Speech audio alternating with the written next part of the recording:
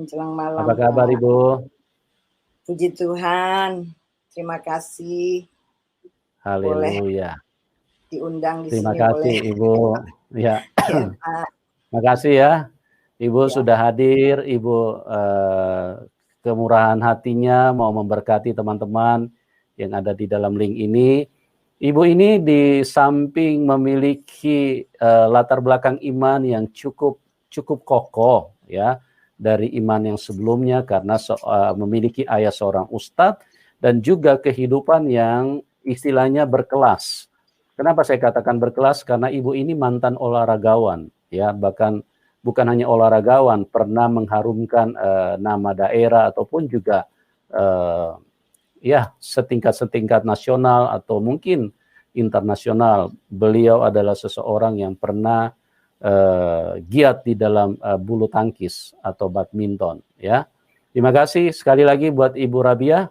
Pada malam hari ini Ibu bisa ceritakan kepada kami dari latar belakang dulu, Bu.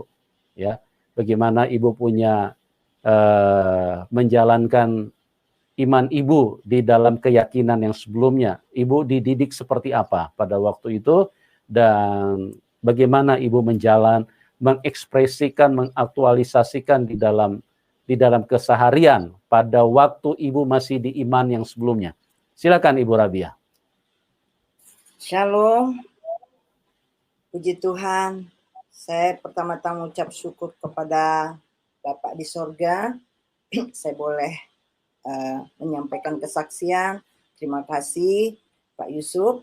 Terima Saya kasih, Bu. boleh ada di channel ini. Saya pertama-tama mau memperkenalkan nama saya adalah Rabiah Ibrahim. Ibrahim itu adalah nama bapak saya. Saya berasal dari Sulawesi Selatan. Orang tua saya, bapak saya Makassar dan ibu saya Bugis. Jadi saya ini orang pertama orang Bugis Makassar ya. Kalau ada juga sebelumnya terima Tuhan, tapi dia hanya Makassar, dia ada Bugis. Tapi kalau saya adalah Bugis Makassar, karena bapak Makassar, ibu Bugis. Latar belakang saya bersaudara 9 orang, dan saya anak keempat. Namun sebelum saya punya adik, ya Pak, saya masih kecil itu sudah terpisah oleh kakak saya yang 3. Saya harus tinggal bersama tante saya. Tante saya itu di kota Makassar juga, tetapi berbeda tempat tinggal bapak saya, nenek saya dengan tante saya ini. Karena tante saya di kota Makassar, tapi di kampung. Di kampung saya masih kecil, tidak ada listrik, ya. Dan tapi di sekitarnya itu sangat baik karena banyak pepohonan, halaman sekitaran kami luas dan sebagainya, buah-buahan banyak ya. Nah, setiap sekali seminggu bapak saya menjemput dan ke rumahnya. Jadi kalau saya masih kecil itu, saya ke rumah bapak saya, baru saya rasakan ada listrik ya, ada bisa muter-muter keran. Kemudian kalau saya pulang ke rumah tante saya juga ini, baru saya rasakan kembali berbeda. Karena kalau malam pakai Petromax, sementara di rumah bapak saya dan nenek saya itu pakai listrik. Saya di tempat tante saya ini juga orang tua yang mendidik saya, dia juga adalah seorang muslim yang taat dan sangat taat kepada Tuhan. Mendidik saya dengan takut kepada Allah Subhanahu wa taala. Itulah pedoman hidup di mana saya diajarkan bahwa sejak kecil saya harus dididik, harus mengetahui yang namanya Al-Quran.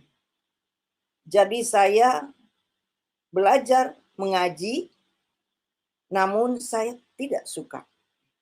Walaupun saya cepat menguasai bacaan-bacaan itu, tapi saya nggak suka. Sejak kecil saya tolak itu yang namanya mengaji. Kenapa Pak? Saya tolak. Kenapa saya tidak suka? Karena setiap saya habis mengaji, saya tanya kepada guru saya, apa artinya? Lalu guru saya tidak bisa menjawab. Kemudian saya nggak suka. Saya pulang ke rumah, saya ngambek. Saya tidak mau lagi ngaji. 4 kali guru berganti-ganti untuk mengajar saya. Karena setiap saya disuruh ngaji, saya ngamuk. Saya larilah, ngumpet di mana lah. Sampai pada satu saat, saya juga pernah berdiri pegangan di kawat duri. Untuk apa? Supaya saya tidak pergi ngaji. Ini buktinya masih ada sampai saat ini. Ini bekas jahitan, ada 4 jahitan ini. Ya, di mana saya harus mengalami penyiksaan sejak kecil, sakit hati, bahwa kenapa saya setiap harus ngaji satu pemaksaan berat. Bahkan satu saat, pada saat saya disuruh ngaji, saya lari masuk ke tempat pemotongan hewan. Karena di daerah tempat tante saya itu tidak jauh lah ada tempat pemotongan hewan. Di situ ada babi, ada sapi, ada kerbau. Dan saya setiap dikejar, saya ngumpet dekat kandang babi. Dan itu pasti tidak, saya diketahui bahwa saya ada di sana. Lalu saya bertumbuh sejak saya masih TK, SD, dengan hati yang terluka hanya karena harus ngaji. Saya bilang sama bapak saya, kenapa mesti seperti ini? Kenapa saya terus? Tapi saya tamat, selesai. Dari Quran kecil, Quran besar. Tapi kan itu cuma dibaca aja. Saya baca, cuman nggak tahu arti. Nah, karena bapak saya seorang ustadz, saya juga dapat cerita siapa itu Isa Al-Masih. Lalu saya tanya ke bapak saya, kenapa bapak tidak pernah khotbah tentang Isa Al-Masih? Itu saya masih kecil, Pak. Bapak saya cuman giniin jidat saya. Udahlah, kamu nggak usah tahu itu. Katanya itu kan bisa menyembuhkan orang sakit, saya gitu. Itu dengar cerita dari ustadz saya. Iya. Tapi kenapa Bapak tidak mau menyampaikan khotbah seperti itu? Tapi Bapak saya nggak langsung. Saya udah dibiarin, mungkin karena saya masih kecil ya, masih anak-anak. Singkat cerita perkembangan saya, bagaimana saya menjalani kehidupan karena di tante saya,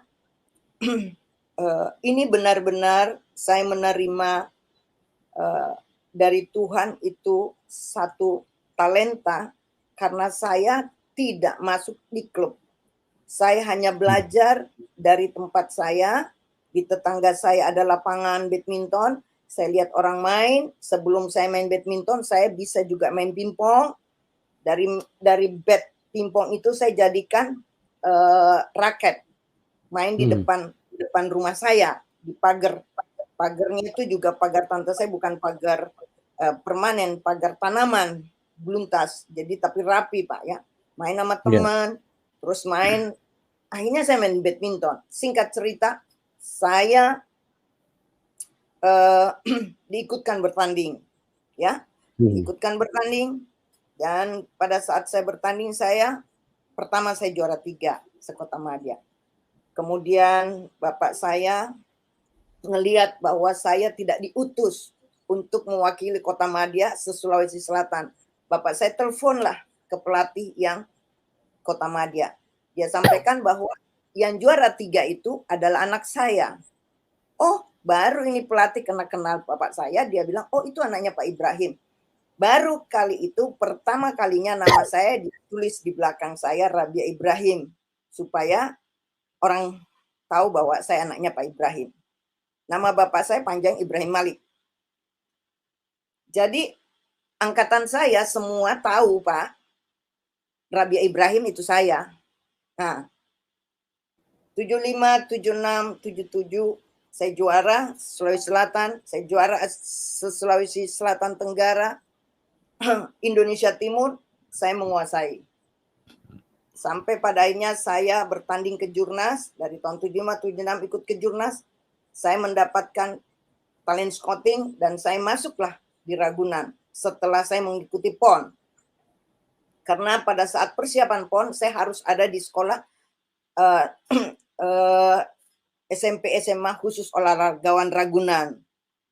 Namun karena pemerintah Sulawesi Selatan tidak mengizinkan sebelum selesai PON. Dan selesai PON barulah saya masuk Ragunan. Saya bersama dengan kawan saya yang lebih muda dari saya 2 tahun, Susi Oge. Kami masuk Jakarta, masuk Sport Center Ragunan, saya 2 bulan saya sudah langsung ranking nasional. Saya juara 3 ganda. Meningkat lagi kami dengan tim kami juara Asian School. Lalu saya berpasangan dengan Icuk, saya runner up ASEAN. Tahun berikutnya seperti itu juga. Prestasi terus menanjak, mulai menanjak. Dan sampai pada akhirnya saya tamat dari sekolah Sport Center Ragunan, saya masuklah ke Pelatnas Senayan. Nah, Pelatnas Senayan ini juga tidak gampang Pak masuknya. Kami harus seleksi, seleksi yang ketat. Dan akhirnya saya masuk. Di sanalah saya pertama melihat kawan saya yang sekamar, Mary Herlim ini, setiap hari habis dia berdoa, dia orat-oret Alkitab, dia stabiloin. Kalau dulu sekamar saya dengan Susi Oge, kawan saya dari Makassar, dia berdoa tapi tidak pernah baca Alkitab. Nah, Mary Herlim inilah yang saya lihat setiap hari dan saya juga setiap hari sholat. Jadi dia taruh Alkitabnya di atas tempat tidur, di atas bantal, sementara Quran saya taruh di atas lemari. Tahun berikutnya, saya dipindahkan ke kamarnya senior saya. Saya sekamar dengan senior saya, Kak Ruth Damayanti. Di tempatnya Kak Ruth, saya tidak bisa sholat, sulit. Karena begitu dia bangun, dia langsung pasang lagu rohani. Sampai lagu rohaninya itu saya mulai hafal. Aduh, ini kok tiap hari. Jadi saya, kalau Kak Ruth pergi, barulah saya bisa sholat. Teman-teman saya di Pelatnas, teman-teman saya yang atlet lainnya, cabang-cabang lain yang Kristiani, tidak pernah bercerita tentang siapa itu Yesus. Tidak pernah juga mengajak, apalagi mengajak mau jadi Kristiani. Gak sama sekali. Tetapi mereka semua memperlihatkan sikap kehidupan mereka itu sebagai Kristiani, Kristus yang ada di dalam mereka. Nah, pada saat saya melihat mereka begitu baik, saya sebagai Muslim juga diajarkan sejak kecil bahwa kami juga harus hablum minallah dan hablum minannas. Ajaran-ajaran dari bapak saya itu saya tidak boleh meninggalkan sholat. Tidak boleh tidak berpuasa. Selalu harus taat kepada Allah Subhanahu wa Ta'ala. Selalu mengasihi orang, membalas kejahatan dengan kebaikan. Jangan membalas kejahatan dengan kejahatan, balas kejahatan dengan kebaikan.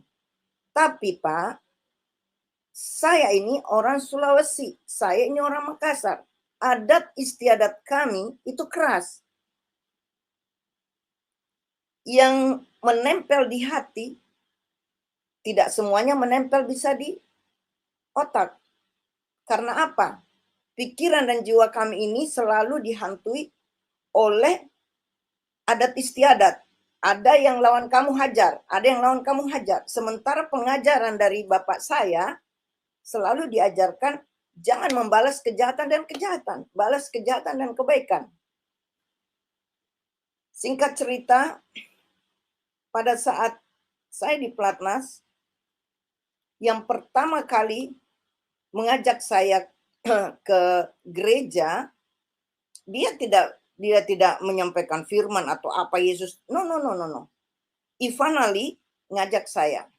Dia sampaikan, yuk, diajak, yuk kita ke ibadah yuk, ibadah Natal. Terus saya bilang, enggak gue enggak mau masuk gereja. Dia bilang, enggak, kita enggak usah masuk gereja, kita di luar aja. Karena kalau ibadah Natal itu biasa dipasang tenda. Akhirnya saya pergilah dengan Ivana, Mary Herlim, kami bertiga. Benar, pertama saya ada di sana, orang berdiri, saya berdiri, orang duduk, saya duduk. Saya kan nggak ngerti nyanyi-nyanyi, saya lihat-liatin aja karena ada indikasi selebaran ya. Pada itu belum ada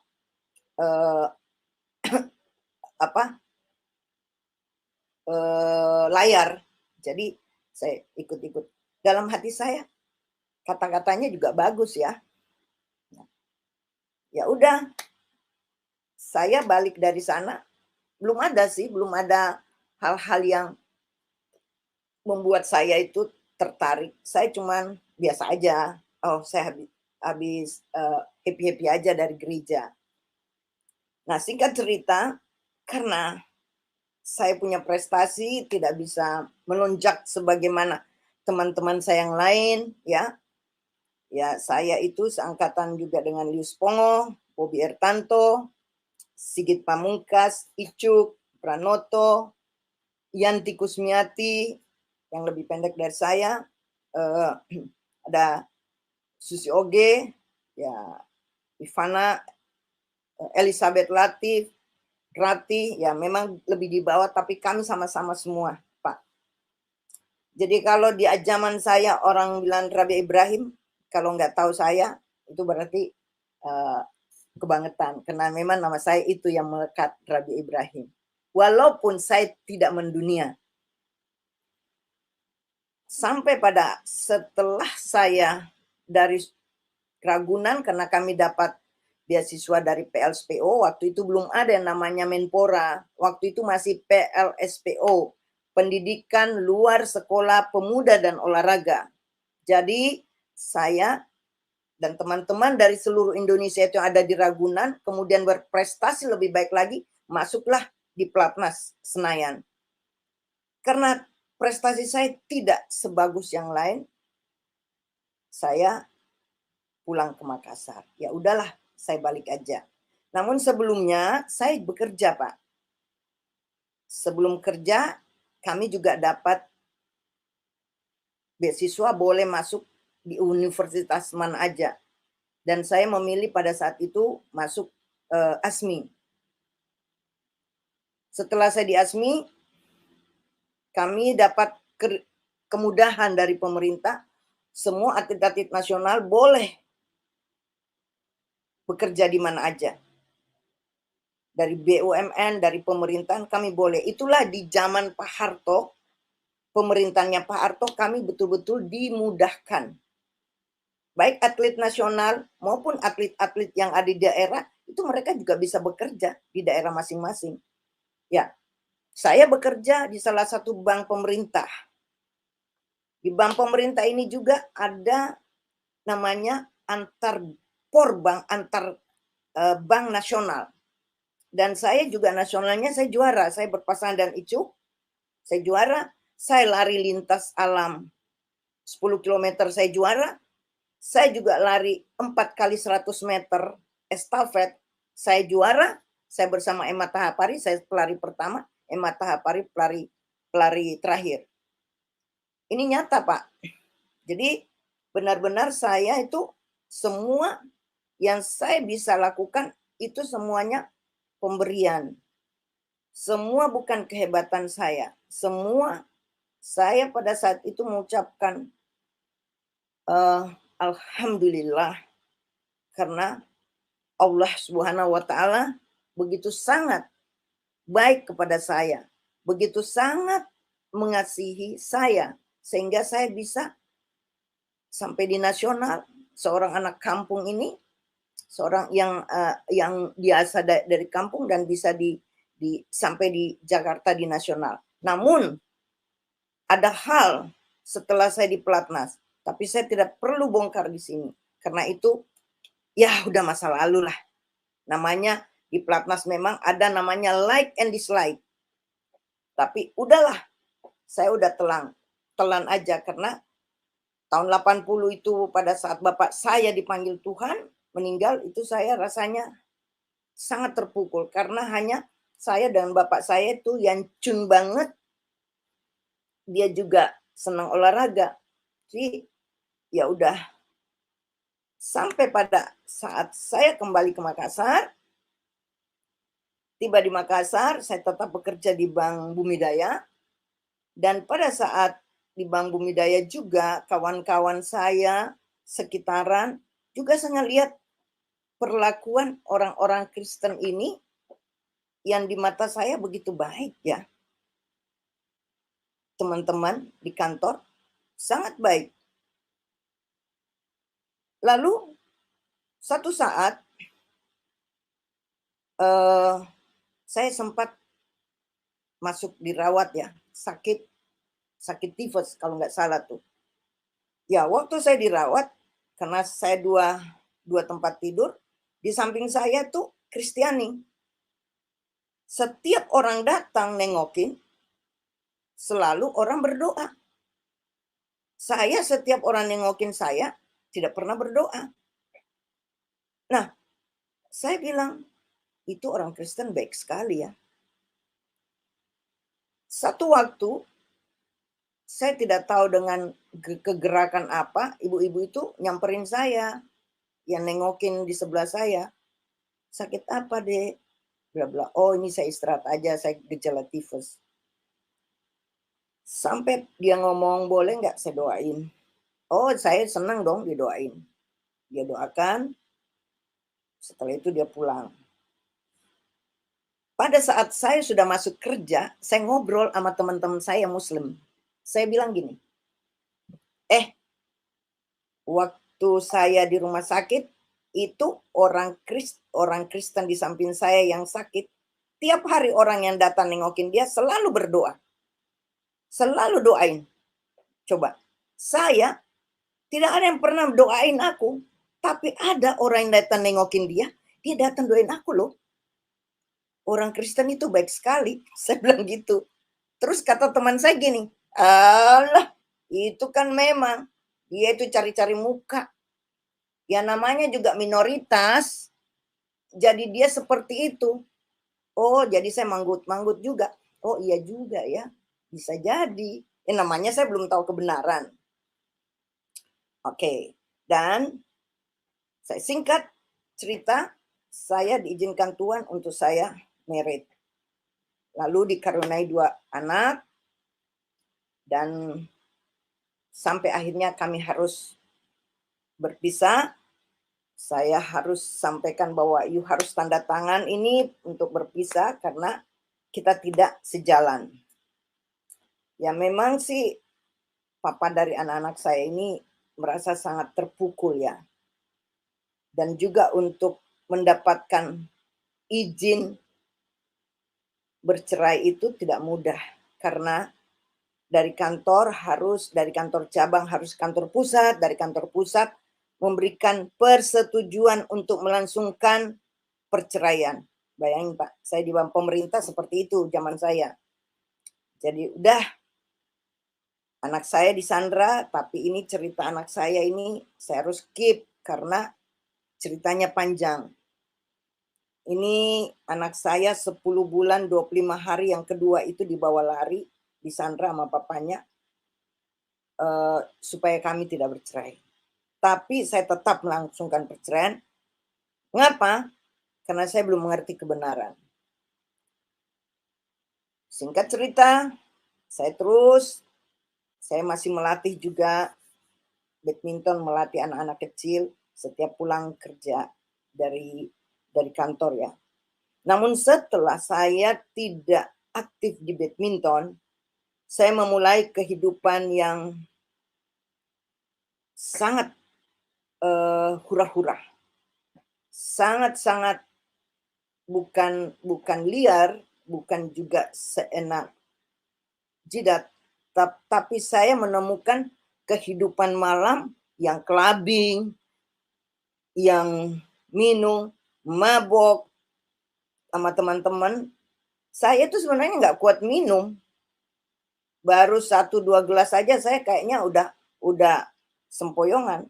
Tapi karena kebiasaan, akhirnya saya seperti, wah enak banget nih jalan sama teman. Tapi saya bukan drugs ya, saya cuma minum dan merokok. Bayangin, Bapak Ibu, saya yang dulunya sangat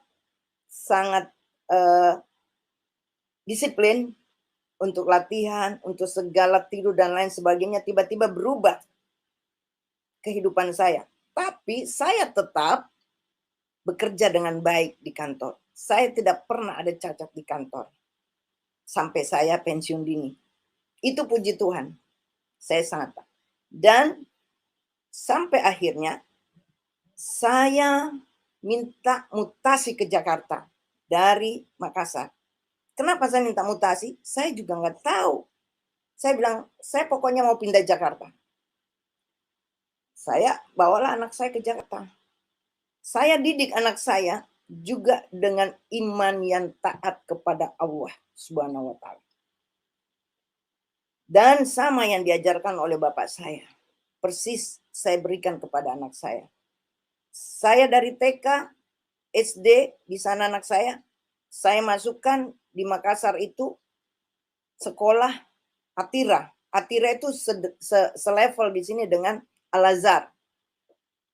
Jadi anak saya, karena saya dulu sudah pengalaman tidak suka mengaji, jadi anak saya langsung bawa guru private ke rumah untuk ngajar anak saya. Jadi anak saya gampang.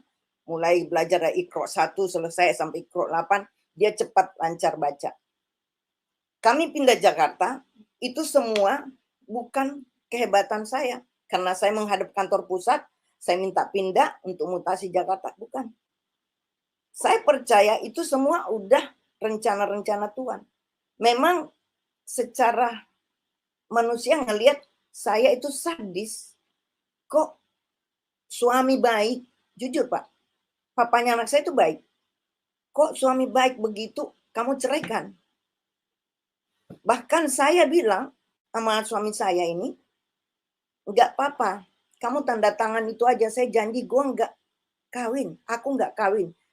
Asal kita cerai, kamu aja yang kawin, saya enggak kawin. Tapi saya nunggu kalau kamu mati, baru saya kawin. Tapi enggak mati-mati sampai sekarang. Kita temenan aja, saya baikkan sama dia, istrinya juga yang sekarang, saya tetap baik.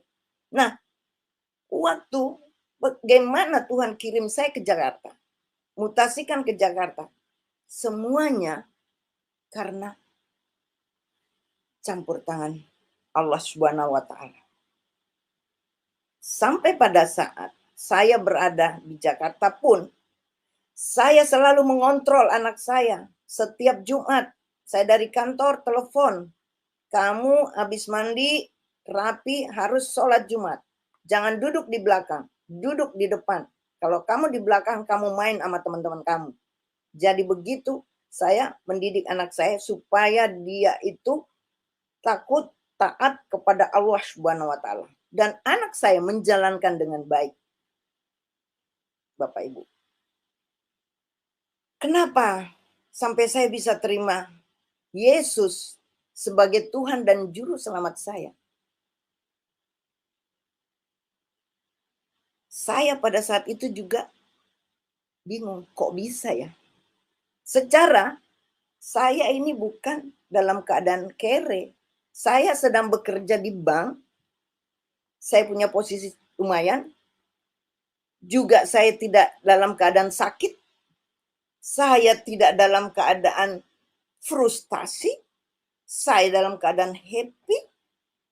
No, sama sekali tidak. Saya justru pada saat menjelang mau terima Yesus sebagai Tuhan dan Juru Selamat saya rajin sholat 7 waktu. Sholat tengah malam dan juga sholat duha sebelum saya bekerja.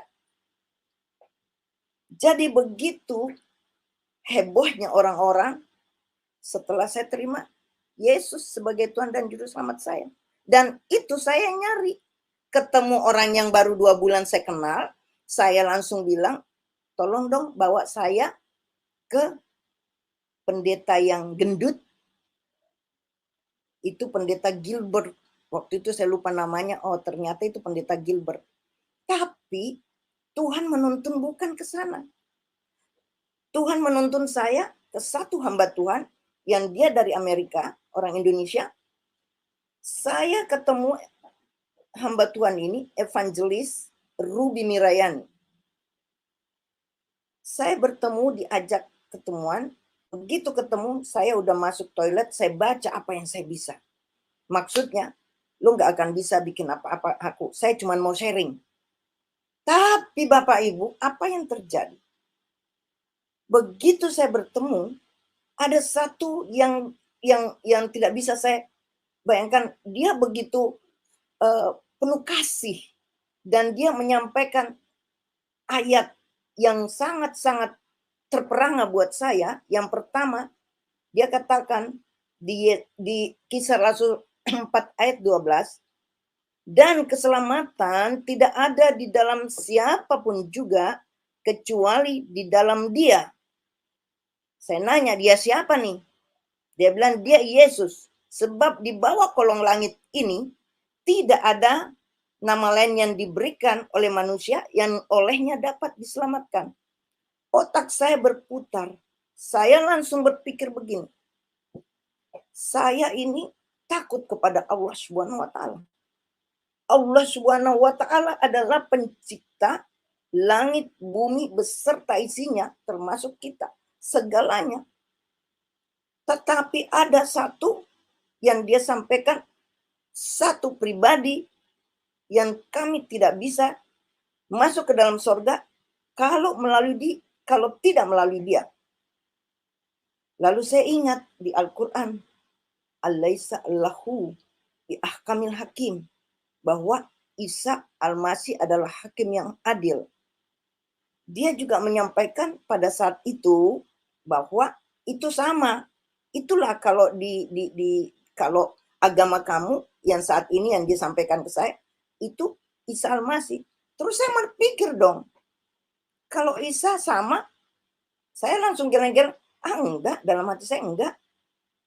Sebab kalau Isa Al-Masih dikatakan sama dengan Yesus Kristus, berarti semua orang sudah menjadi pengikut Kristus.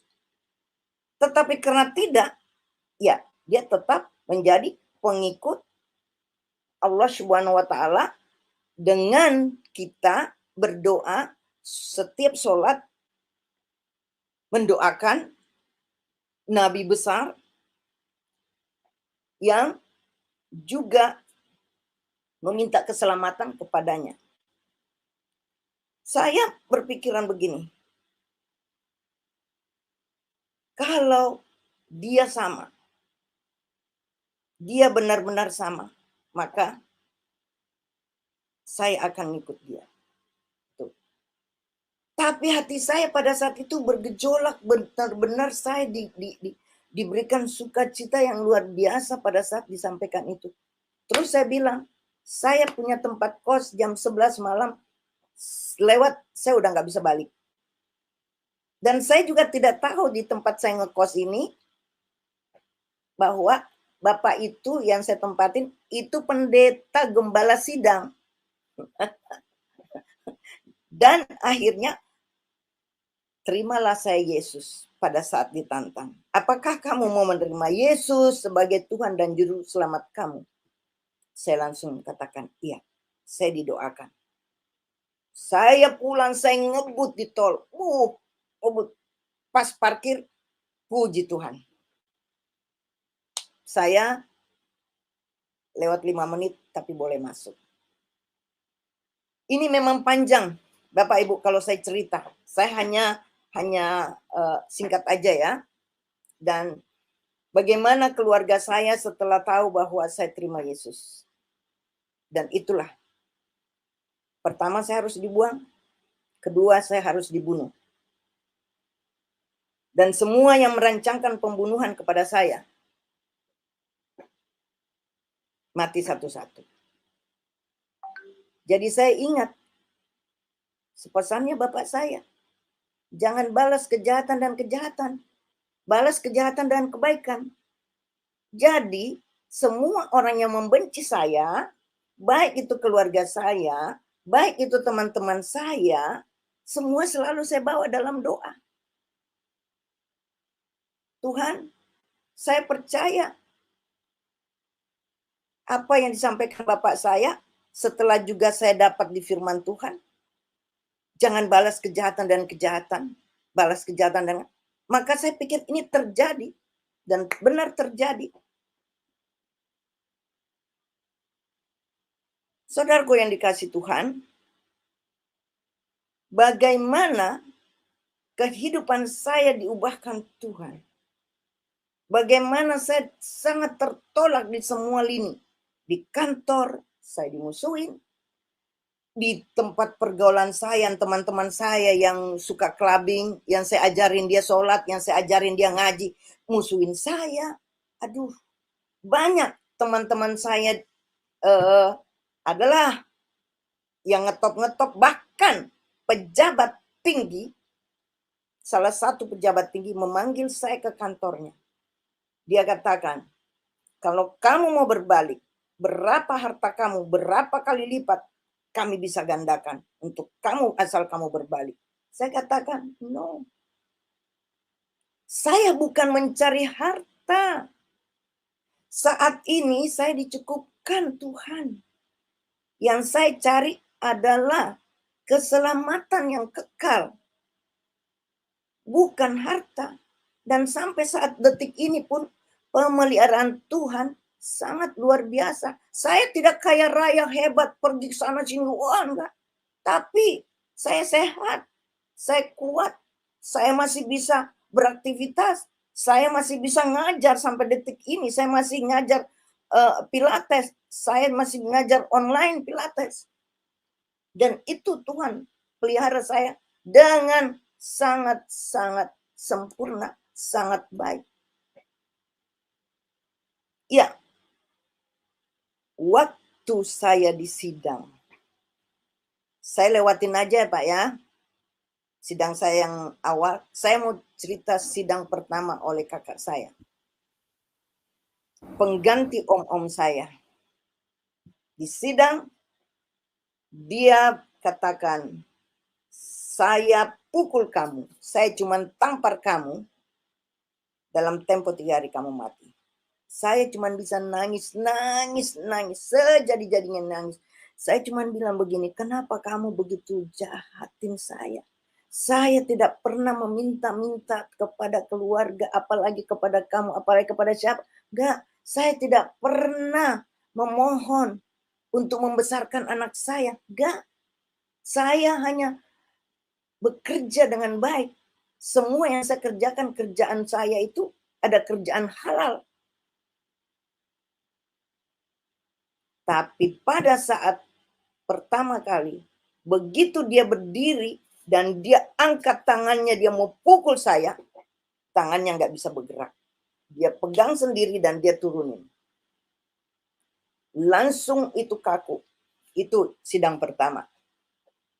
Saya ini setiap tahun mesti pulang, apalagi lebaran, saya masih datang ke ibu saya. Nah, saya ini dengan kakak-kakak saya dan siapapun, saya menyampaikan keberadaan saya, karena memang saya dari dulu senang memberi, itu udah dari dulu itu udah tertanam di hati saya, udah gaya hidup saya sebelum terima Tuhan itu saya udah tertanam, karena tante saya membesarkan saya selalu mengajarkan lebih baik kamu memberi daripada kamu menerima. Ya, seberapapun. Nah, begitupun bapak saya, ibu saya. Sampai pada saat sidang kedua itu tidak ada sidang-sidang saya dibuat di skongkol kakak-kakak saya.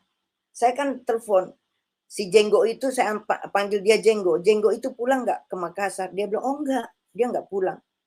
Jadi saya pulang lah. Saya sendiri, anak saya waktu itu ada keperluan, dia nggak bisa pulang. Saya pulangnya sendiri.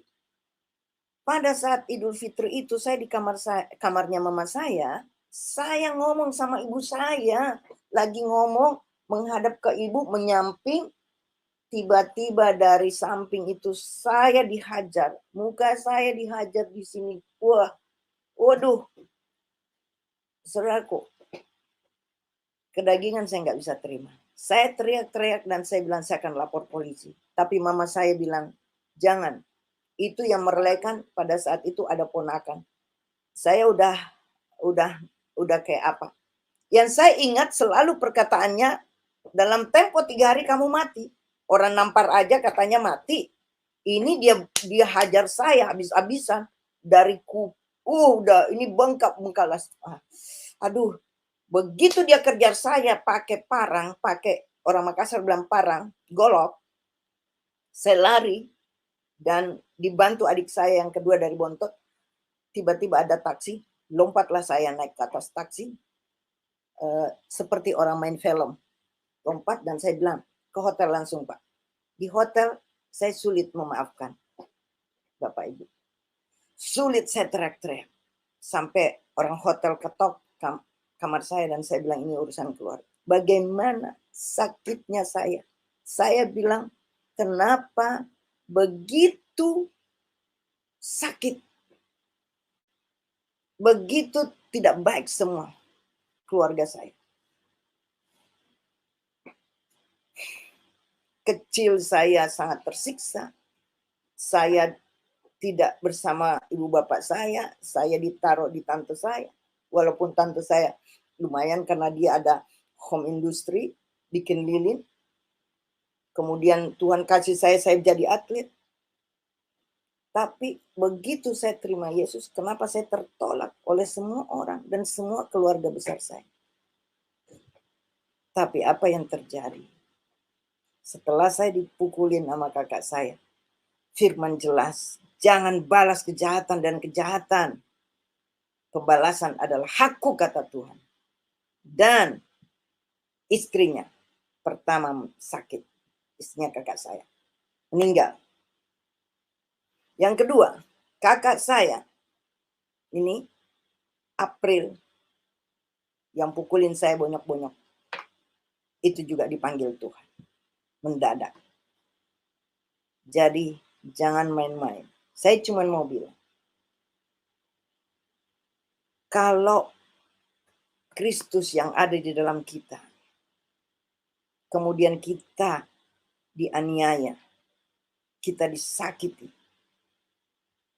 dibuat seolah-olah kita sudah tidak berharga di mata orang. Ingat, waktunya Tuhan. Waktunya Tuhan. Karena ini sudah terjadi dalam diri saya. Mari Bapak Ibu, saudara-saudaraku yang dikasih Tuhan, tetap mengucap syukur, tetap mendoakan orang. Ini memang kesaksian saya lompat sana lompat sini Pak ya. Maaf aja. Jadi saya mau sampaikan, saya ini tidak diinjilin. Saya mencari sendiri kebenaran. Anak saya pun yang laki, saya tidak injilin. Dia lihat hidup saya. Dan dia sendiri yang menyerahkan hidupnya kepada Tuhan Yesus. Dan pada saat itu dia bilang sama saya, bahwa saya mau seperti mama. Saya mau ikut seperti mama. Menjadi pengikut Kristus. Puji Tuhan. Jadi Bapak Ibu, kalau orang banyak berkata di luaran sana, jika seseorang menjadi pengikut Kristus karena perut lapar, karena sesuatu hal, itu salah sekali. Saya terbukti, saya tidak seperti itu. Saya dalam keadaan punya. Saya punya rumah di Makassar. Saya punya, dalam level saya tidak perlu, saya ada. Saya nggak kelaparan, saya nggak kemiskinan. Saya nggak minta-minta siapa. Saya sendiri mencari kebenaran itu. Karena kebenaran itu hanya Yesus yang memerdekakan. Yesus satu-satunya jalan, kebenaran, dan hidup. Saya itu sangat-sangat berat di saat-saat waktu mau ngambil anak saya ke Makassar untuk balik ke Jakarta. Bagaimana Bapak Ibu? Saya tidak takut karena semua sudah siap untuk saya harus mati. Oh, tapi satu ayat yang menguatkan saya. Yesaya 41 ayat 10. Jangan takut, sebab aku menyertai engkau. Jangan bimbang, sebab aku ini Elohimmu. Aku akan menyertai, aku akan menguatkan, aku akan memegang engkau dengan tangan kananku yang membawa kemenangan. Ya, di ayatnya itu saya tambahkan ya. Saya modifikasikan supaya orang paham bahwa hanya di dalam Kristus kemenangan itu kita diberikan. Dan puji Tuhan, saya pulang bisa mengambil anak saya, dan anak saya pun bisa balik ke Jakarta. Itu juga pertolongan kawan saya, sahabat saya yang udah lama, itu Lis OG, yang menjemput saya ke rumah bersama keluarganya, saudaranya namanya Jono. Dia bawa cepat kita ke airport. Dia kebut ke airport. Begitu sampai di airport, cepat masuk, check in, udah masuk. Supaya apa? Supaya nggak ketahuan kalau saya sama Lis ini, nanti saudara saya lihat, wah dia sama dia nih, barangkali ini pasti sama dia nih. Wah udah, puji Tuhan. Jadi Bapak Ibu, saat ini, sekarang ini, saya bersama anak saya yang laki, anak mantu saya juga yang perempuan dari seberang, dimenangkan oleh anak saya karena kuasa dari Tuhan. Bukan anak saya yang hebat. Semua udah rencana Tuhan. Dan dia dari seberang, dia dari Buddhis, dan orang pertama juga yang terima Yesus di keluarganya. Kemudian lahirlah cucu saya cucu yang ketiga ini, tapi cucu pertama dari perkawinan di dalam Kristus ini, di mana lahir anak sulung laki. Itu cucu saya, dan kami sekarang berempat ada di dalam kerajaannya. Tetapi saya tetap mendoakan anak saya, anak perempuan saya, bersama keluarganya, suaminya, dan cucu saya 2, laki juga. Saya juga tetap berdoa. Karena anak saya semakin hari, suaminya juga, karena suaminya adalah angkatan dari TNI, suaminya juga semakin hari semakin memahami perbedaan bukan berarti memisahkan kita. Tetapi perbedaan itu adalah suatu anugerah ya buat saya katakan, di mana kami bisa bersama-sama di saat anak saya Idul Fitri, bahkan diadakan di tempat saya. Idul Fitri kemarin kami kumpul. Kami adakan Natal, kumpul semua. Jadi itulah Bapak Ibu, bagaimana hidup saya tetap dalam tuntunan Tuhan. Saya tidak pernah takut menghadapi situasi. Saya tidak pernah menyesal kenapa saya ikut Kristus. Yang saya sesalkan setelah masuk Kristus dan masuk di dalam pelayanannya, begitu saya kecewa dengan orang-orang yang sudah mengatakan dirinya seorang pelayan, mengatakan dirinya saya anak Tuhan, saya ini dan itu, tetapi kelakuannya sangat tidak sesuai dengan apa yang dia sampaikan. Sangat membuat saya sempat marah. Bahkan saya sempat mau berbalik menjadi Islam kembali. Tapi ada satu hamba Tuhan menyampaikan kepada saya ayat ini, Kolose 3 ayat 23. Apapun juga yang kamu perbuat, perbuatlah itu seperti untuk Tuhan, bukan seperti untuk manusia. Saya katakan, iya Tuhan. Tuhan begitu baik dalam hidup saya. Saya berapa kali mobil saya ditabrak. Orangnya terlempar, orangnya nggak apa-apa. Walaupun dia udah terlempar jauh, mobil saya hancur depan belakang.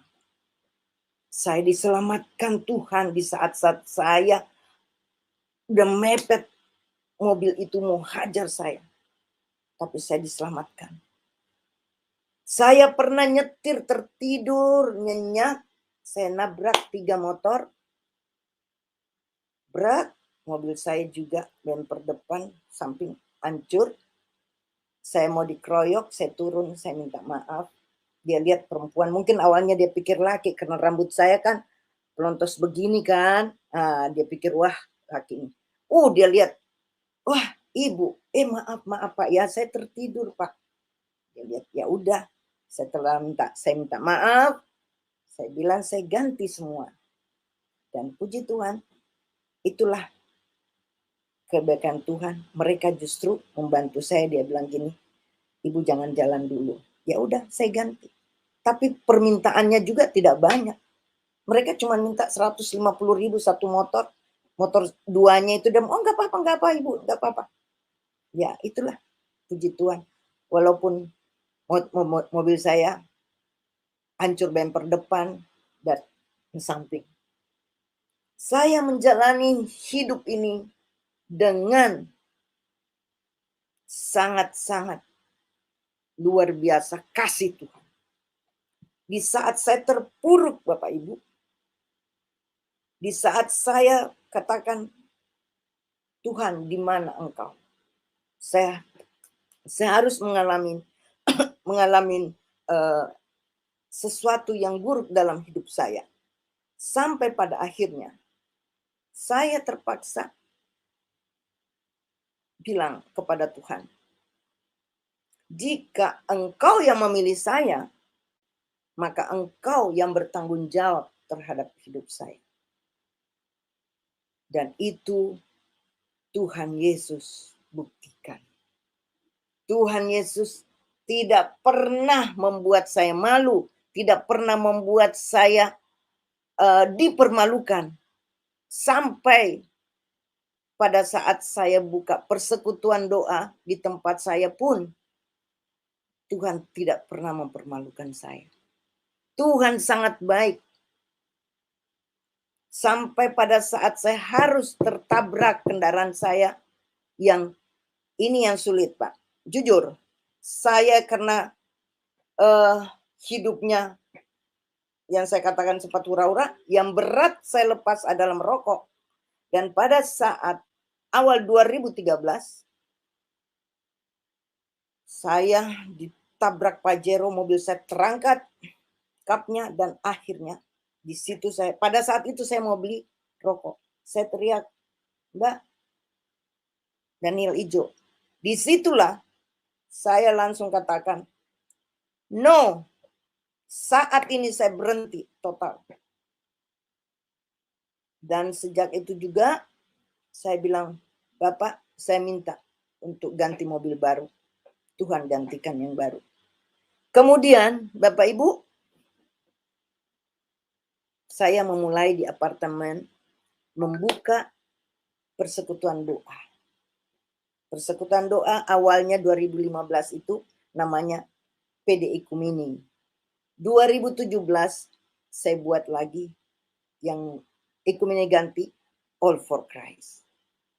All for Christ berjalan dan saya juga tidak pernah meminta-minta kepada orang, meminta-minta bantuan untuk mensupport saya. No, tidak sama sekali. Jadi sampai saat ini berjalan. Bahkan di pandemik ini pun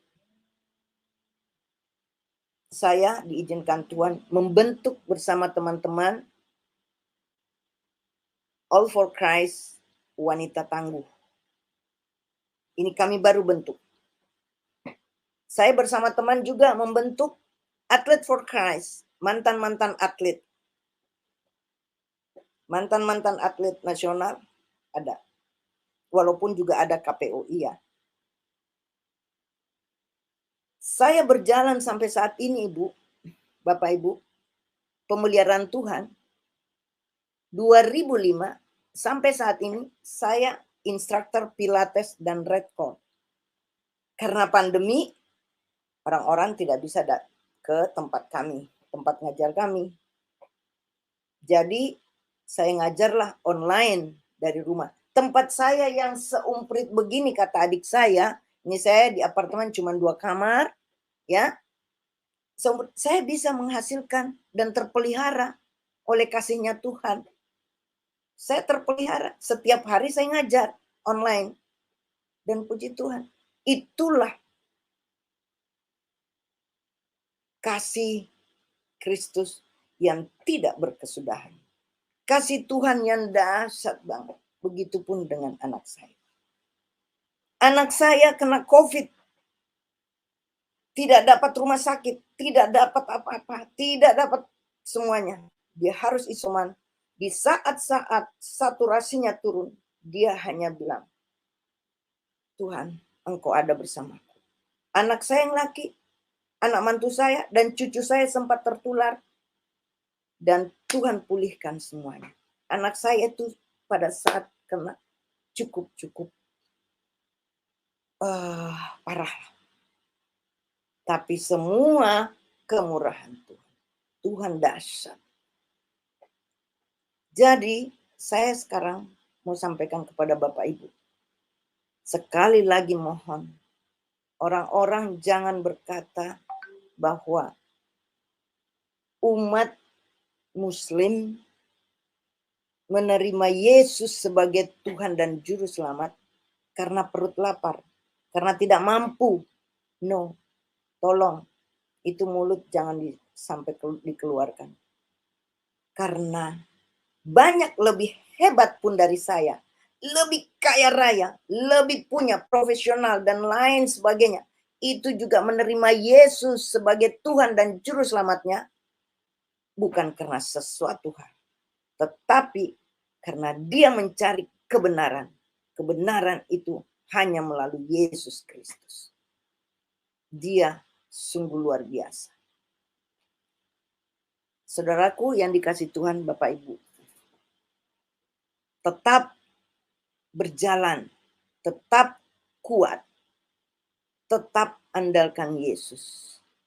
Jangan pernah mengandalkan manusia. Tetapi kita harus juga bekerja. Ora et labora dong. Untuk apa? Untuk orang melihat bahwa di saat kita berjalan bersama Yesus, kita tidak akan pernah dipermalukan. Kita juga harus menghargai yang tidak seiman dengan kita.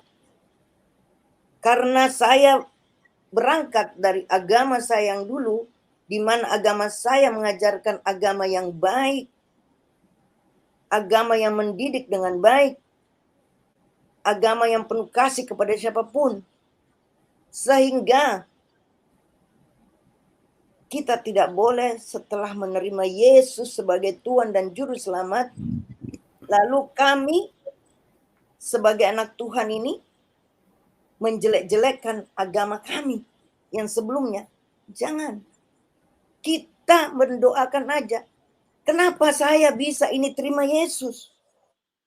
Siapa yang berdoa? Syafaat orang-orang benar. Orang-orang banyak yang bersyafaat untuk keselamatan umat manusia. Dan saya salah satunya yang diselamatkan tanpa saya kelaparan. Jadi, teruslah berdoa. Indah pada waktunya. Saya percaya bersama Yesus kita tidak akan pernah dipermalukan. Seringkali kita lebih hebat dari Tuhan. Merancangkan sesuatu tanpa melibatkan Tuhan. Itu dulu. Tetapi setelah saya di dalam Kristus, saya apapun saya bawa dalam doa. Karena apa? Jelas dikatakan dalam firman-Nya yang tercatat di Alkitab. Yesaya 55 ayat 8. Rancanganmu bukan rancanganku, jalanmu bukan jalanku, dan itulah yang selalu kami serahkan kepada Tuhan.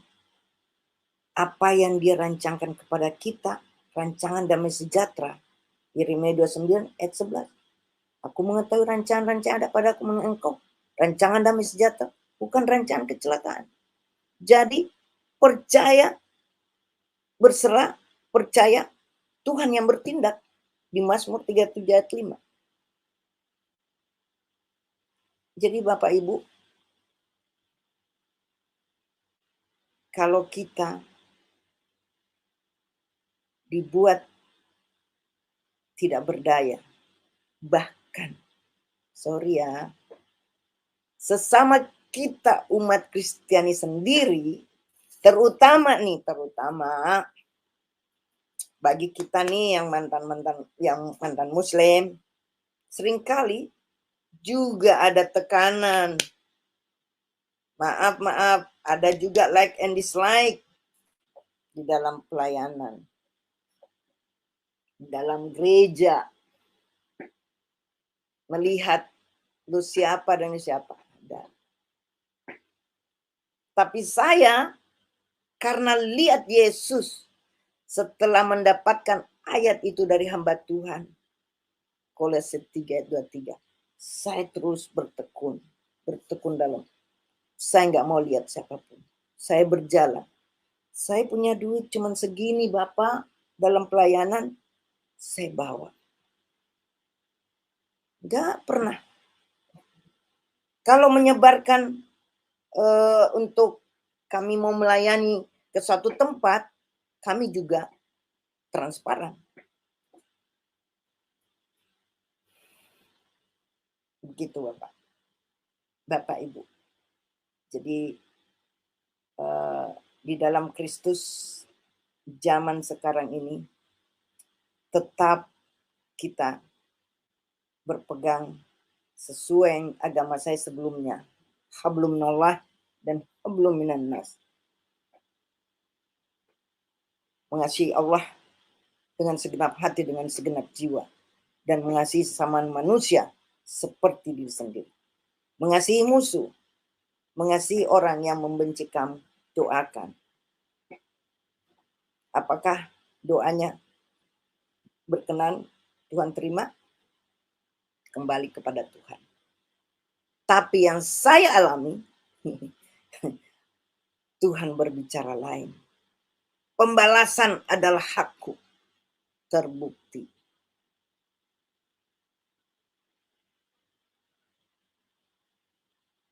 Demikian Bapak Ibu, Apa mau dilanjut lagi? Panjang loh. Ya, haleluya. Baik Ibu, luar biasa. Apa yang Ibu bagikan itu sangat menguatkan, sangat mencerahkan, sangat memberkati. Karena berkat yang Ibu sampaikan ini sebetulnya itulah yang paling terpenting. Yes. Di atas semua kekayaan yang ada di dalam dunia ini. Amin. Ya. Apa yang Ibu sampaikan tadi jauh lebih penting daripada semua uang yang ada di dalam bank. Yes. Semua Setuju, bank, Pak. semua bank. Setuju. Karena Tuhan Yesus berkata, apa gunanya kamu memperoleh seisi dunia, tapi jiwamu binasa. Luar biasa.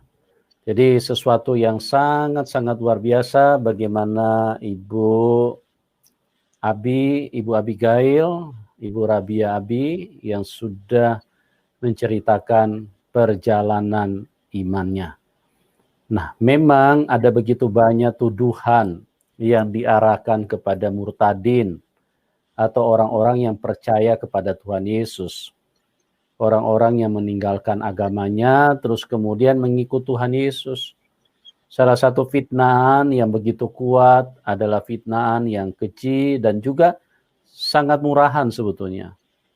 Karena mereka mengatakan kalau orang-orang yang mengikut Tuhan Yesus atau murtadin itu karena dikasih Indomie atau karena tidak punya makan, gitu loh. Ya. Aduh. Ini kan menjadi terbalik-balik kan Ibu Rabia ya. Iya, Tadi betul. Ibu sudah sempat bersaksi bagaimana Ibu diminta untuk kembali ke iman yang sebelumnya, ke agama yang sebelumnya. Bahkan mau dilimpahkan loh hartanya. Dilipat gandakan hartanya. Betul. Ya, disinilah menunjukkan bahwa Tuhan Yesus itu bukan Tuhan manusia. Iya. Iman kepada Tuhan Yesus itu bukan karena hal-hal lahiriah. Iya. Yang selalu juga dituduhkan oleh banyak orang bahwa kita menyembah Tuhan manusia. Kalau kita menyembah Tuhan manusia, maka pada saat ada tawaran dengan harta yang dilipat gandakan, itu alamat yang tepat karena Tuhannya adalah Tuhan manusia. Yes. Itu. Jadi semuanya orientasinya adalah hal-hal yang bersifat manusiawi. Yang namanya manusiawi itu kan butuh harta, butuh kekayaan. Tetapi disinilah menunjukkan bahwa Tuhan Yesus itu bukan Tuhan manusia. Bukan manusia yang jadi Tuhan. Tapi dia Tuhan yang menjadi manusia untuk menebus. Tapi dia Tuhan yang sesungguhnya. Dia dari sononya sudah Tuhan. Sebelum nenek moyang kita ada, sebelum Adam dan Hawa ada, dia sudah Tuhan dari sananya. Sebelum apapun ada, dia sudah Tuhan dari sananya. Yes, amin. Amin. Makanya firman Tuhan bilang dia tidak berawal dan dia tidak berkesudahan. Gitu teman-teman ya. Jadi marilah dengan waktu yang sangat singkat ini kami mengasihi siapapun Anda. Kami rindu supaya keselamatan kerajaan surga yang disediakan oleh Tuhan boleh menjadi milik semua manusia. Dia bukan Tuhan satu kelompok loh. Dia bukan Tuhan satu agama loh. Dengarkan firman-Nya, salah satu yang ditulis di dalam Matius 11 ayat 28. Marilah kamu yang letih, lesu, dan berbeban berat. Tuhan Yesus tidak berkata seperti ini. Marilah kamu orang-orang Kristen. Ya. Tapi Tuhan Yesus berkata, marilah kamu yang letih, lesu, dan berbeban berat. Siapapun Anda. Bahkan ateis, PKI, ataupun Anda penyembah apapun. Kalau engkau sedang letih, lesu, berbeban berat, Tuhan Yesus mengajak, marilah kamu yang letih, lesu, dan berbeban berat. Aku akan memberikan kelegaan kepadamu. Di sini menunjukkan bahwa dia bukan Tuhan satu kelompok. Dia bukan Tuhan orang Kristen. Amin. Tapi dia Tuhan semua manusia. Dia Tuhan semua orang yang letih, lesu, berbeban berat, orang yang tidak berdaya, orang yang tersingkirkan, orang yang teraniaya, orang yang terabaikan, orang yang sudah tidak diinginkan oleh siapapun. Tuhan Yesus berkata, marilah kamu yang letih, lesu, dan berbeban berat. Apakah Anda sedang letih saat ini? Anda sedang lesu saat ini? Sedang berbeban berat? Mungkin berkata, saya sudah tidak punya kekuatan hidup. Saya sudah tidak punya harapan. Saya sudah putus asa. Ingat, firman Tuhan kekal. Dia tidak pernah berubah. Marilah kamu yang letih, lesu, dan berbeban berat. Ya, luar biasa. Terima kasih, Ibu Abigail. Ibu Rabia Abigail yang begitu luar biasa, yang memberkati kita pada kesempatan ini. Bu, saya sedikit mau bertanya nih. Ya, silakan Pak. Waktu Ibu ditawarkan mau dilipat gandakan hartanya, setelah Ibu menjawab, saya tidak mencari itu. Bagaimana reaksi mereka, Bu? Kaget dia. Langsung dia, namanya pejabat ya Pak ya. Langsung dia gayanya, hah? Tapi ini pejabat ini sudah dipanggil Tuhan. Waktu itu langsung reaksinya sangat-sangat, kamu kok bisa, gayanya, kamu berapa aja, yang terpenting kamu ini. Ya dikatain lah saya Pak, tapi bahasanya dengan bahasa yang hormat sih. Standar, yang bahasa yang intelek, yang mengatakan bahwa kamu sudah memilih itu, kamu berarti sudah kafir. Saya bilang bahasa kafir itu mesti dilihat dengan baik. Kalau saya sih mengartikan bahasa kafir itu adalah orang-orang yang tidak mengerti kebenaran, yang tidak mengerti keesaan, yang tidak menjalani kebenaran firman. Kalau saya menjalani sekarang. Terus dia bilang, kamu ini bodoh. Bodoh karena saya sudah memberikan, bahkan apabila saya ngomong sama yang lain pun lebih dari ini kamu bisa dapat. Saya ketawa. Artinya itu dari pribadinya ya. Iya. Bisa kalau dia kan channelnya banyak, bisa lebih banyak. Saya langsung bilang enggak sama sekali, dan dia bingung. Jadi selama sebelum meninggal dan dia lihat hidup saya, dia betul-betul dia cuma bisa manggut-manggut. Karena apa? Saya bilang, saya bukan mencari yang besar. Kalau orang diberikan berkat yang besar, puji Tuhan. Saya ini menikmati kasih karunia, menikmati berkat-berkat Tuhan. Apabila saya masuk ke rumah-rumah klien saya yang harga rumahnya ratusan M, saya ditraktir makan, saya diajak, itu saya menikmati kasih dari Tuhan. Ya, karunia menikmati ya Pak ya. Saya naik mobil mewah, naik itu semua kan. Nah, kalau mau kendaraan saya kan kendaraan standar. Apalagi sekarang ini, ya. Lalu dia bilang kamu bodoh. Jadi dia merasa bahwa dilecehkan bahasa saya, Pak. Ya saya bilang, oh enggak. Saya tidak memerlukan itu. Itu saya bisa kerja, bisa sektor. Karena apa, Pak? Dia bertanya, kamu dalam keadaan apa sampai kamu pindah? Kalau memang kamu cuma kekurangan duit, berapa yang kamu miliki, saya bisa lipat gandakan. Oh, jadi dipikirnya itu karena saya, padahal tidak.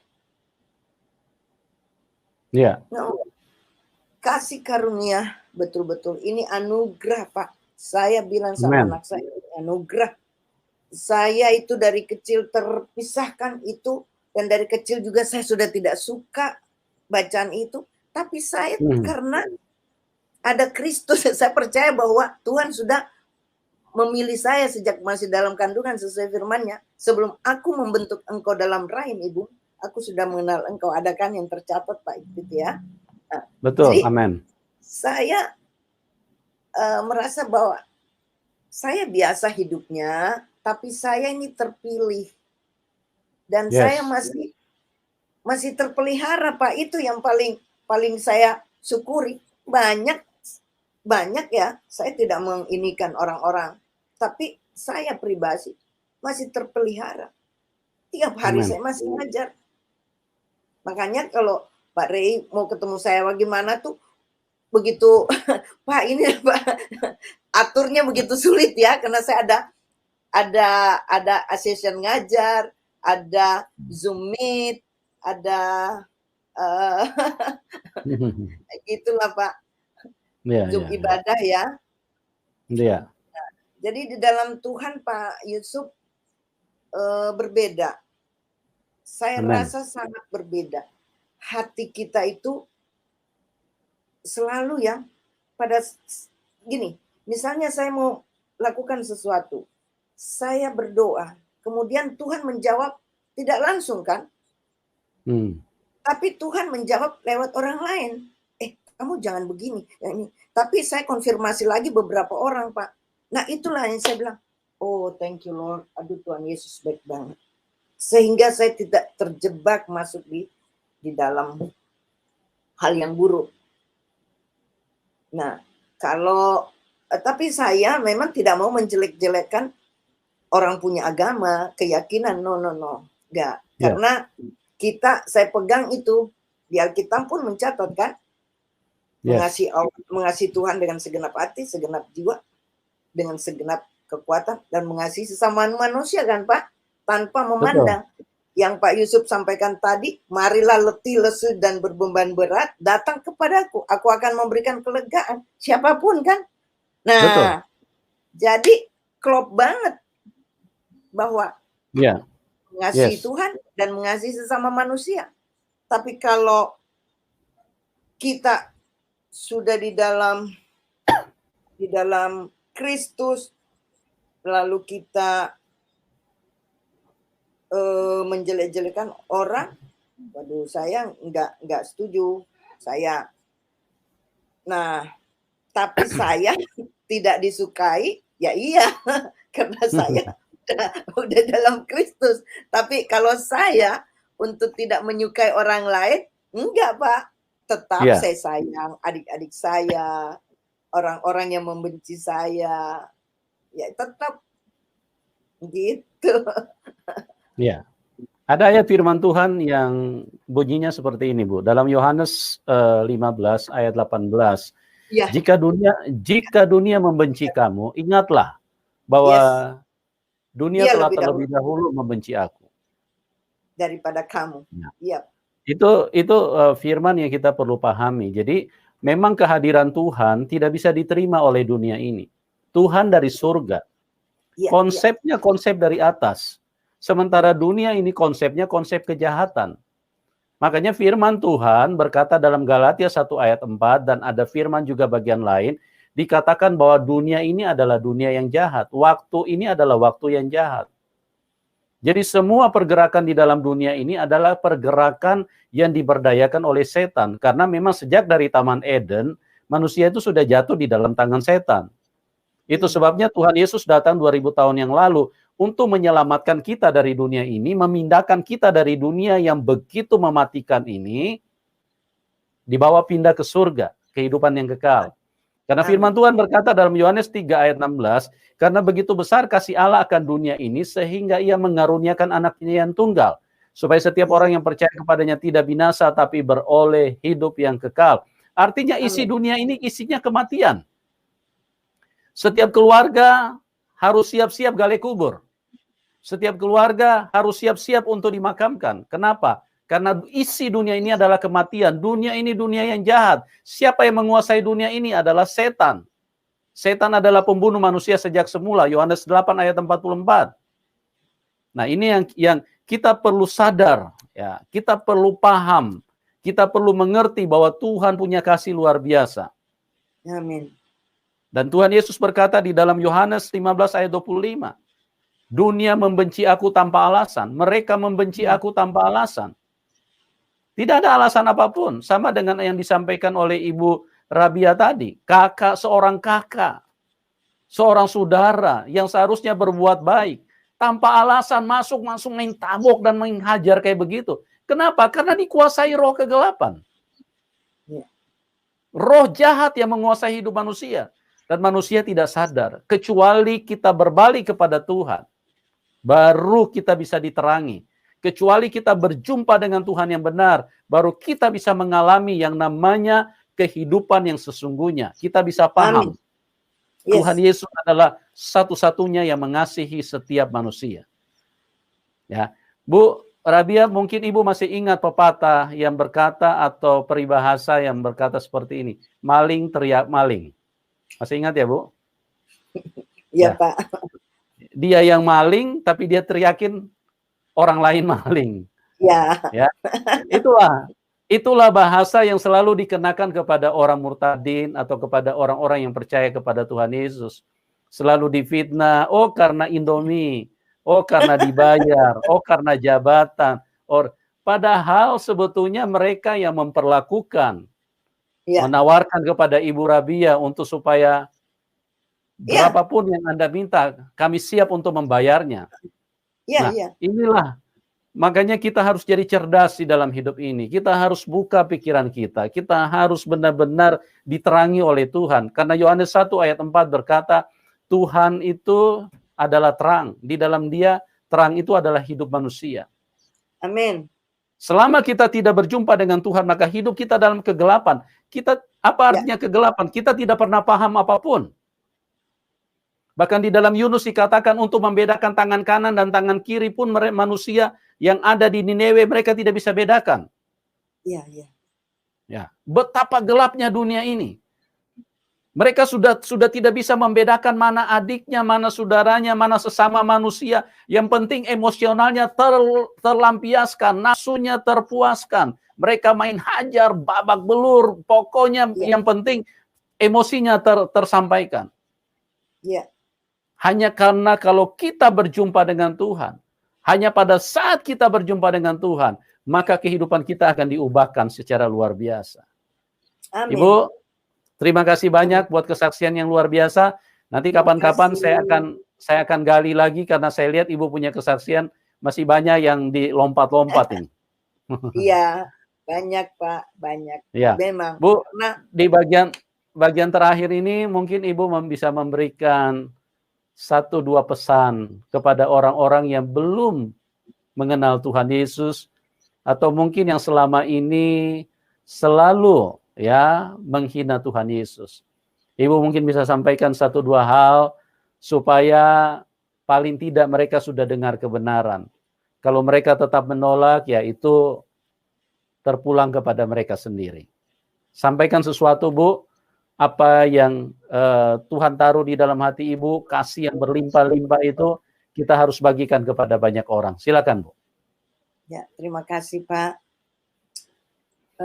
Saya menyampaikan kepada saudara-saudaraku semuanya yang di luar, yang mereka belum mengerti akan kebenaran, marilah melihat bahwa kehidupan tanpa ada Kristus, kita binasa.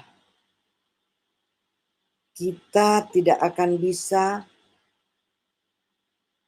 ada di dalam kerajaannya jika kita tidak bersama-sama menerima Dia sebagai Tuhan dan Juru Selamat.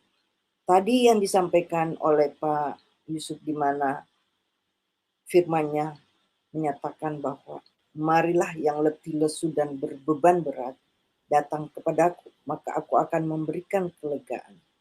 Di sini jelas dikatakan bahwa kelegaan itu akan diberikan bukan aja kepada orang yang percaya Yesus, tetapi orang-orang yang tidak percaya Yesus pun akan diberikan.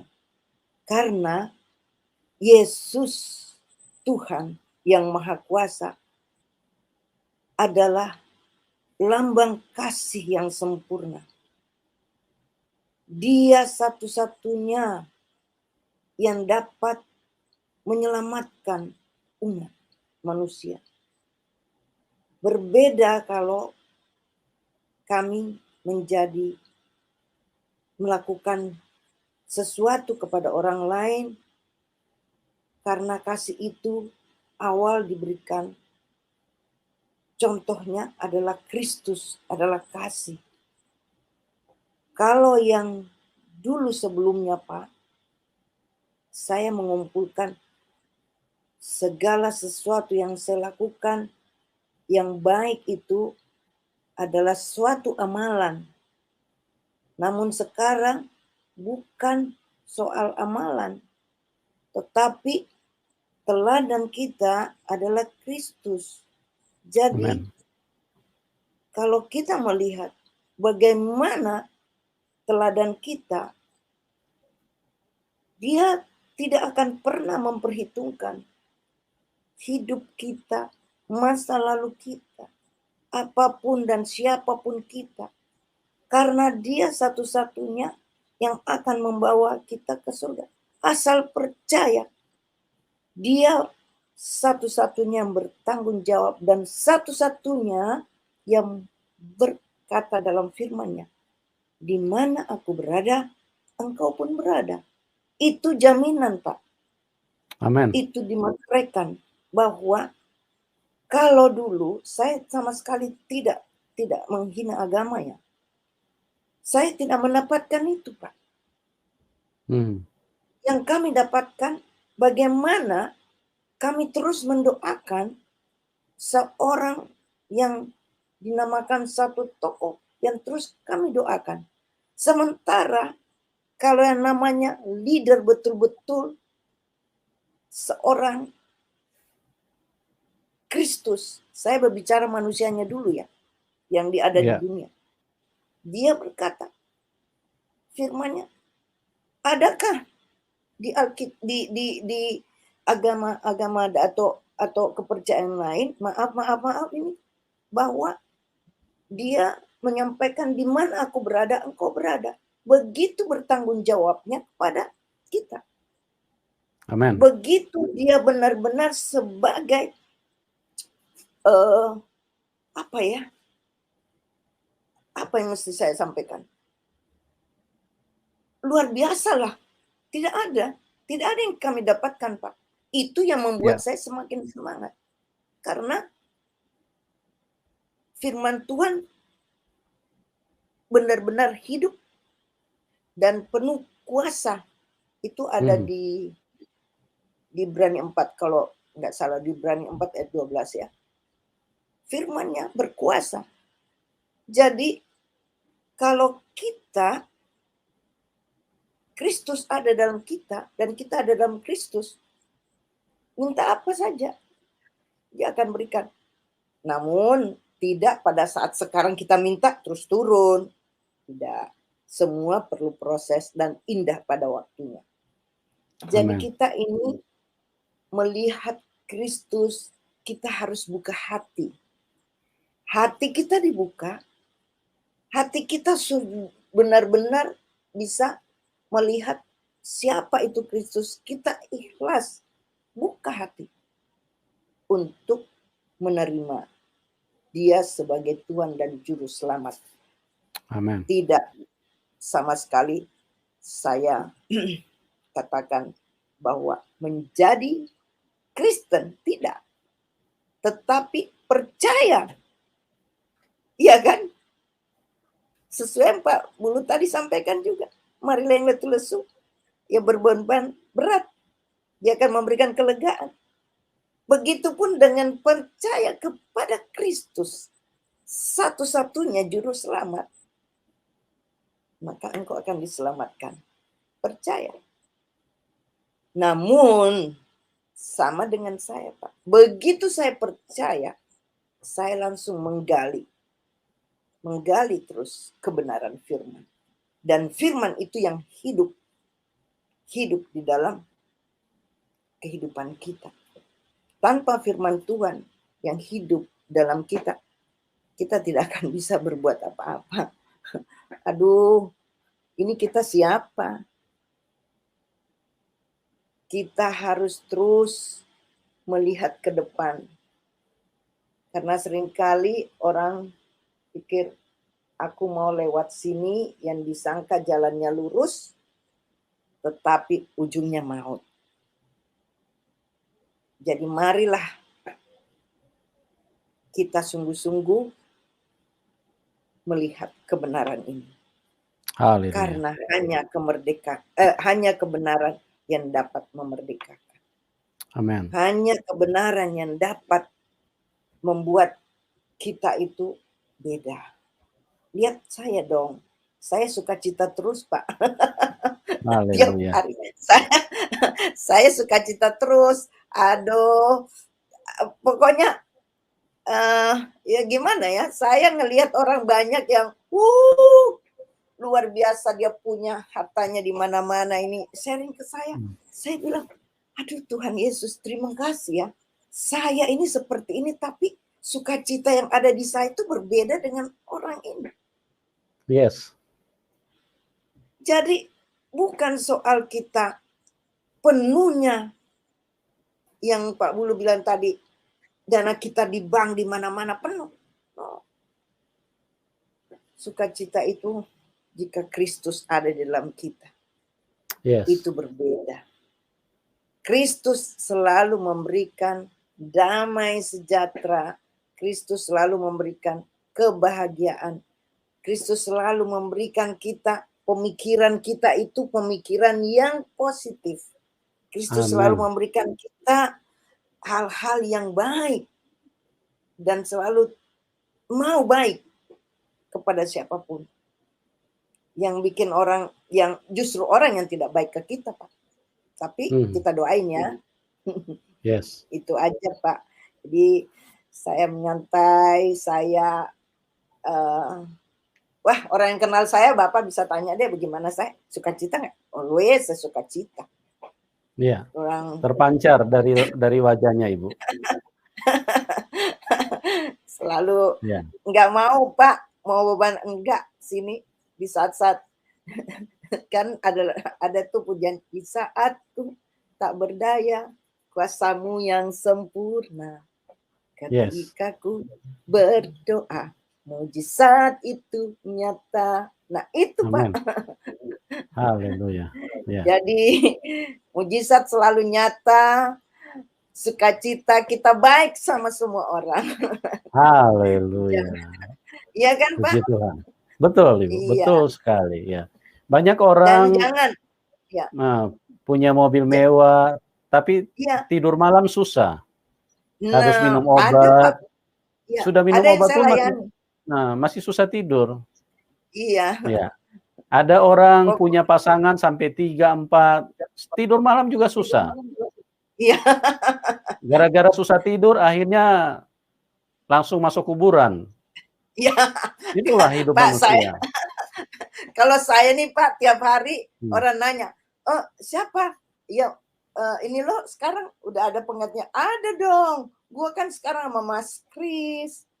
Oh iya, Jawa lagi kan, papanya anak saya Jawa.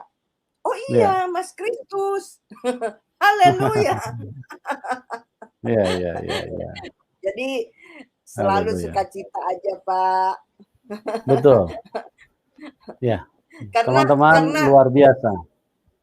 Tuhan itu selalu pelihara. Aduh, saya mau bilang. Yes. Kristus baik banget. Yes, amin. Ini usia saya segini, Pak, bisa lihat saya masih fit. Masih ngajar, masih ngajar senam ya, Bu? Saya ngajar pilates, bukan senam. Itu pilates itu dari Kanada, Pak. Sama Red. Oh ya. Kayak apa itu? Kayak yoga ya, Bu ya? Ada miripnya tapi beda, Pak. Oh. Ya. Ini kami pakai alat. Tapi kalau sementara ini di selama pandemi, saya ngajar ya alatnya seberapa yang dia ada. Tapi Iya. saya juga menyampaikan semua olahraga baik, Pak. Semua Yes. olahraga baik. Jadi Iya. jangan karena saya udah jadi instruktur Pilates, saya dari 2005 sampai sekarang, lalu saya bilang, ini nggak bagus, ini nggak bagus. No, nggak. Pokoknya kita nggak boleh jelek-jelekin orang, Pak.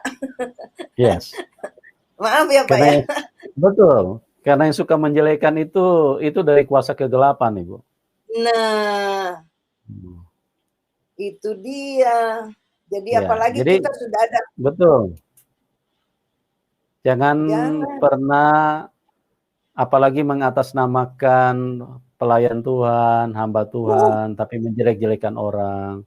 Iya. Mari kita maju di dalam Tuhan, mari persiapkan hidup yang kekal.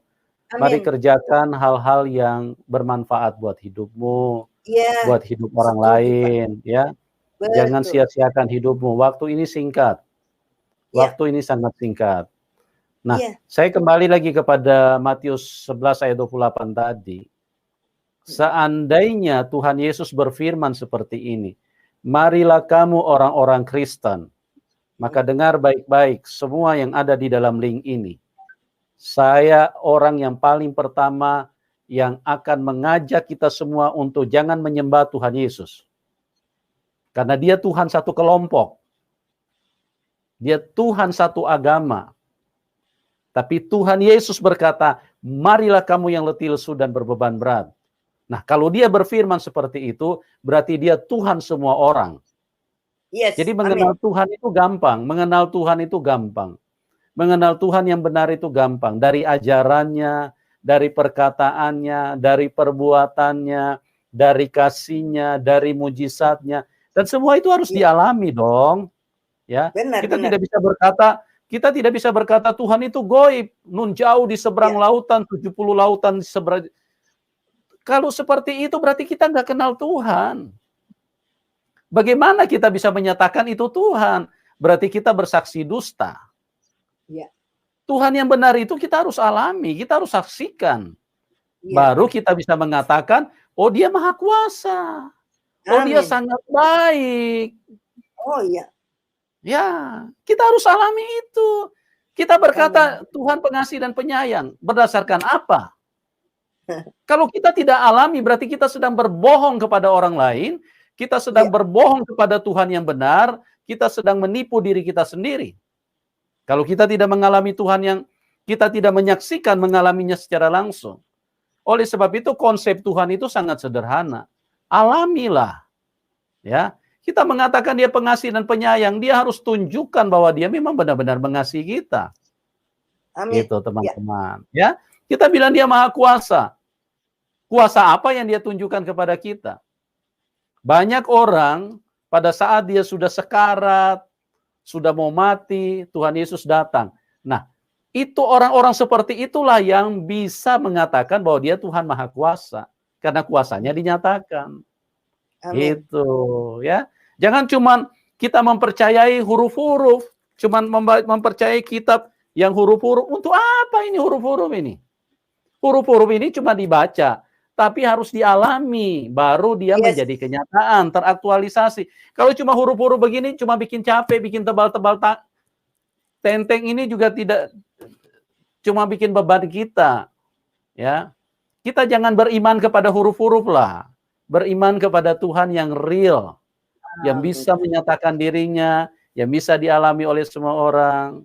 Seperti apa yang terjadi dengan Ibu Rabia Abigail, mengalami Tuhan secara luar biasa, sampai saat ini pertolongan, mujizat, kasih-Nya berlimpah-limpah. Dan pada malam hari ini, siapapun Anda, jangan terlambat teman-teman, kami mengasihi Anda semua, kami rindu supaya nanti pada saat kita berdiri di hadapan Tuhan, kami melihat Anda juga ada di sana. Kami melihat kita semua berbaris di sana dan berjumpa dengan Tuhan yang sangat baik itu. Karena dia akan membuat kita menjadi bahagia begitu luar biasa. Karena kasih yang ada di dalam hidup manusia, semua berasal dari Tuhan. Nah, Anda bisa bayangkan kalau Anda ketemu dengan Tuhan yang adalah lautan kasih itu, seperti apa bahagianya hidupmu. Orang tua kita saja yang cuma menerima beberapa tetes kasih dari Tuhan. kita sudah sangat senang pada saat berada di samping mereka. Apalagi kalau kita berjumpa dengan Tuhan yang adalah lautan kasih. Dengarkan hamba Tuhan bicara. Anda akan merinding di dalam kebahagiaan pada saat kita berjumpa dengan Tuhan yang adalah lautan kasih itu. Tuhan Yesus mengasihi kita semua. Terima kasih buat Ibu Rabia, Abigail. Nanti jika memungkinkan, Tuhan berkenan, nanti kita akan gali lagi lebih dalam tentang perjalanan iman Ibu ya. Baik, siap Pak. Terima kasih. Tuhan Yesus memberkati Ibu. Doa kami buat Ibu yang luar biasa ini semakin dahsyat dipakai Tuhan, terus berkarya, terus banyak menyelamatkan jiwa buat Tuhan Yesus. Amin. Teman-teman, doa kami juga buat Anda semua, siapapun Anda, apapun keyakinanmu, Anda punya dompet tebal, dompet tipis, dompet kosong, kami mengasihi Anda semua. Kami berdoa supaya semua kalian diberkati Tuhan. Kami berdoa supaya Tuhan yang maha baik itu bisa menyentuh kehidupan kalian. Dengan catatan buka hati aja. Terima dia. Ya, jangan menutup hati. Bukan dia Tuhan. Masa Tuhan berkolor? Masa Tuhan mati di salib? Masa Tuhan lahir dari rahim manusia? Nah, kalau Anda menutup diri seperti itu, sampai maaf bicara ya, sampai ayam tumbuh gigi pun Anda tidak akan ketemu dengan Tuhan yang benar. Ya. Oke. Tuhan Yesus berkati Ibu Rabia. Terima kasih, Pak Yesus. Ya. Tuhan Yesus berkati semua teman-teman yang ada di dalam link ini. Kita berjumpa di program selanjutnya dan salam kemenangan buat kita semua. Amin. Amin.